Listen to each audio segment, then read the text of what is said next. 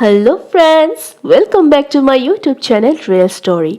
तो हाँ, story start करने से पहले ना प्लीज़ इस चैनल को सब्सक्राइब कीजिए, लाइक कीजिए, शेयर कीजिए और हाँ, बेल आइकन को ना प्रेस करना मत भूलिएगा। तो चलिए स्टोरी स्टार्ट करते हैं।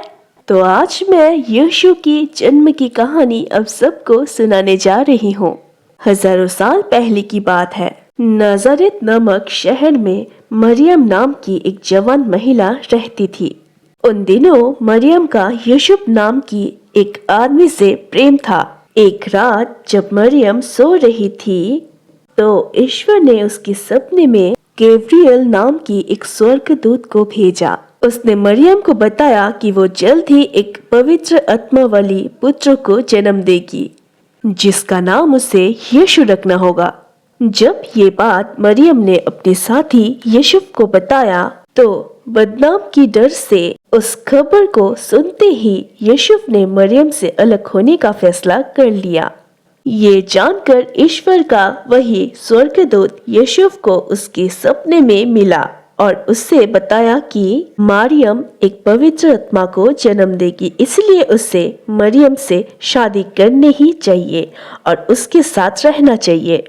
उस स्वर्गदूत की बात सुनकर यूसुफ ने ऐसा ही किया। उन दिनों नजरत शहर पर रोमन साम्राज्य का हिस्सा हुआ करता था। जब मरियम गर्भवती हुए तो उन्हीं दिनों रोमन राज्य में जनगणना चल रही थी। राज्य के नियम अनुसार यूसुफ और उसकी पत्नी मरियम भी जनगणना में अपना नाम लिखवाने के लिए यरूशलेम के बेतलहम नगर चले गए। हालांकि बेतलहम में उन्हें रहने के लिए कोई स्थान नहीं मिला, जिस वजह से वो दोनों एक गौशाले में रुक गए। बेतलहम की उसी गौशाले में ही मरियम ने उस पवित्र आत्मा वाली पुत्र को जन्म दिया और उसका नाम यीशु रखा। जब उस गौशाला में अपने जानवरों को देखभाल करने के लिए एक चरवाहा आया तो ईश्वर के दूतों ने उसको बताया कि उसका उद्धार करने वाले बेतलहम में आज पैदा हुआ है।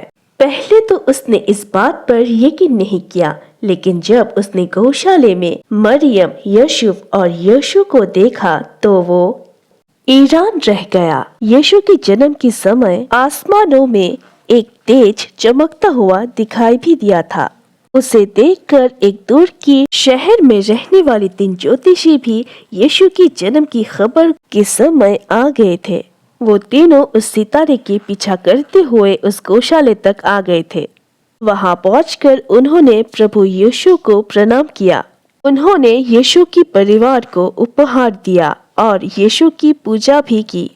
उन तीनों ज्योतिषियों को पता था कि उस राज्य का राजा अच्छा नहीं है। उसे जब इसका पता चलेगा तो वो यीशु को मार डालेगा। इसीलिए किसी ने भी राजा को यीशु के जन्म के बारे में नहीं बताया। कुछ दिनों बाद यूसुफ के सपने में एक परी आई, जिसने बताया कि राजा हेरोदेस यीशु को मारने की योजना बना रही है। इसीलिए वो अपनी पत्नी मरियम भी पुत्र यीशु को साथ मिशन चला गया। वही जब दुष्ट राजा हेरोदेस को यीशु का कोई जानकारी नहीं मिली तो उसने बेतलहम के सभी छोटे बच्चे को मारने की आदेश दे दिया। हालांकि उस दौरान उस दुष्ट राजा की मृत्यु हो गई। इसके बाद यीशु ने अपने परिवार के साथ मिशन को छोड़ दिया और तीनों ने इज़राइल की यात्रा की। इसके बाद उन्होंने अपना पूरा जीवन नाज़रेत में गुजारा। तो इस कहानी से आप लोगों ने क्या सीखा?